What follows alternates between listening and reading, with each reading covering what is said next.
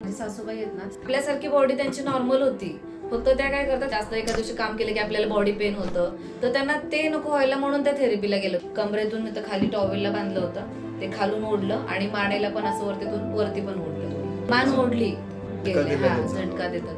त्यानंतर जसं अर्धा तास पुढे होत गेलं ना, त्यांचे मुवमेंटच बंद झाले. मग हातापाय पण हॉस्पिटलला आणायच्या आधी 1 तासामध्येच त्यांची ताकद गेली. म्हणजे दुखणं नसताना खूप मोठं दुखणं आलं त्यांना.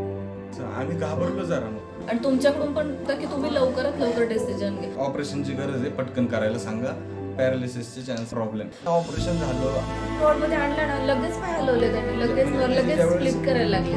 मग तेव्हा ना कुठेतरी छान वाटलं की 2 दिवसात चांगला रिझल्ट आला. त्या म्हणाले मी उद्या चालेल. खूप चांगला डिसिजन झालं ना, ऑपरेशन वगैरे सगळं खूप छान झालंय. एवढं चांगलं ऑपरेट नसतं केलं ना, आम्हाला पॅरालाइज होणं म्हणजे एखादी चालते फिरते एकदम अशी बेडवरती पडणं खूप जास्त समाधान आहे. शब्दच नाहीत आमच्याकडे.